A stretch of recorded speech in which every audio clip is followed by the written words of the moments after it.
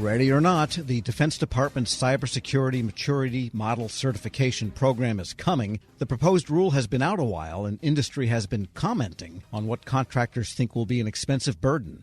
Attorney Bob Metzger of Rogers Joseph O'Donnell helped craft comments by the Coalition for Government Procurement. He joined me earlier in studio. I think DOD wants to get this rule out and effective really in October of 2024. They want to do that in part because there's something called the Congressional Review Act, which gives Congress 60 continuous days in a single session to consider a major rule and decide whether to recommend to the president that it be vetoed in effect. Well, if they get the rule out close to the election, then the 60-day period would run into next year, into the next session of Congress. And that would not only delay things into the first or second quarter of 2025, but if there was a president who was hostile to the rule, he could actually decide not to pursue it. So DOD is, their goal is to get this out in October. They've said that they intend to make this rule effective in fiscal 2025. That starts on October 1st of this year. But there are two parts to the rule.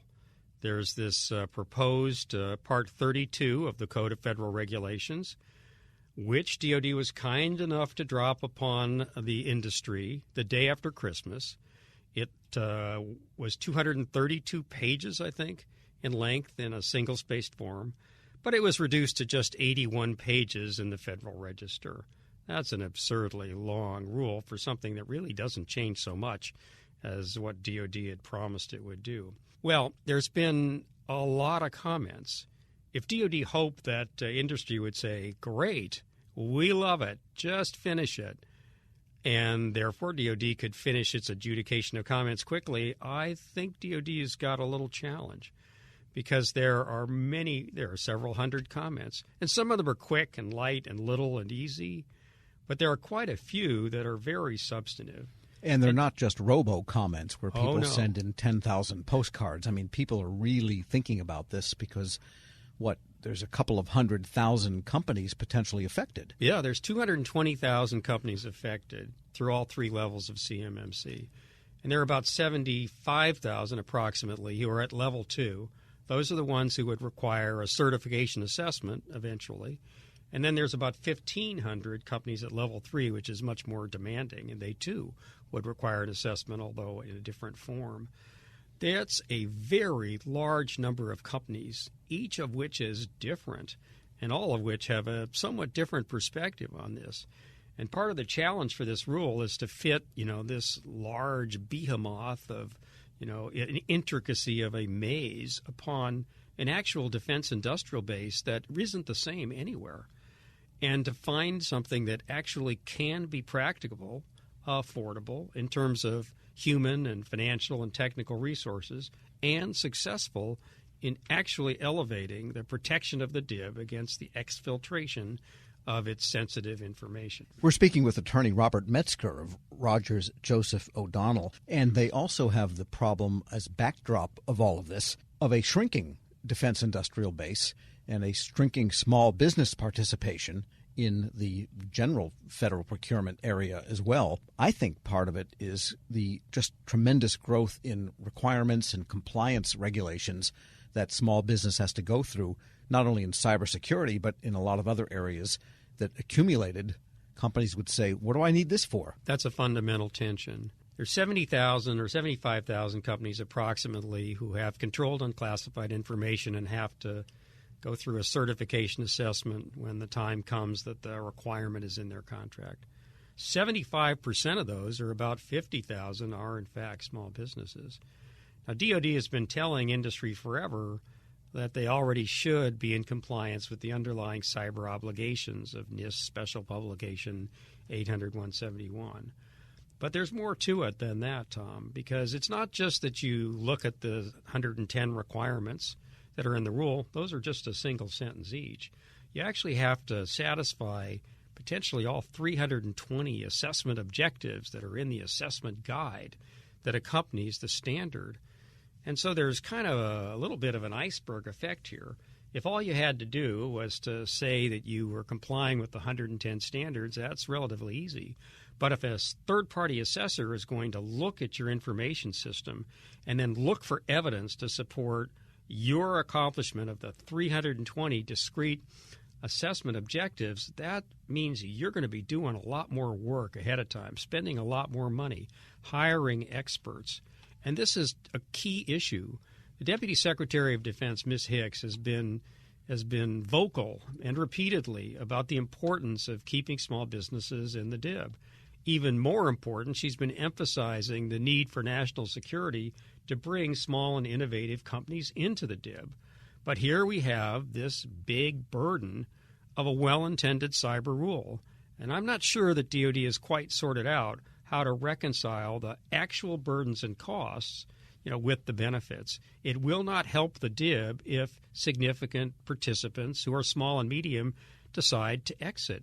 Some of those are indispensable in a particular supply chain. And getting to the Coalition for Government Procurement comments, your comments were 19 pages, pretty comprehensive. We can't go through line by line, but essentially what are you telling DoD? Scrap it, alter it, reduce it, or what? Well, we support the rule, but of course every trade association begins every comment by saying that. Yes, thank you for the opportunity. Right. We support your objectives. Blah, blah, we believe in the national defense, et cetera. Well, we do support the rule because the reason behind this challenging rule is the acceleration and aggravation of threats. And it's said explicitly in the rule that threats have worsened since the CMMC program was initiated, and threats could have devastating effects upon U.S. mission capability if we can't stop the Chinese and others from cyber infiltration of our defense industrial base. So we have a couple of key points. One of them is that this rule has got to be made more flexible. The way it's written now is that there's a little bit of play in the joints, but not much. And this just is not going to fit well if you have this arcane maze with a long and complex rule behind it, and then you try to make it work for all 70,000 companies at level 2 and even 1,500 at level 3. We got to have more discretion. We got to find ways where we can accept that sufficiency is just that. In other words, instead of allowing assessors to maximize the demands and demand that every contractor being assessed have evidence for every one of the assessment objectives, and instead of insisting upon the most that you might do, we need to make it clear that companies can satisfy the requirements with a sufficient answer, even if there are other, maybe better or more expensive answers. This is crucial. Another point that we make is concerns this level 1. Level 1 is for federal contract information. That's a FAR requirement. It has information of significance to all the civilian agencies and DoD.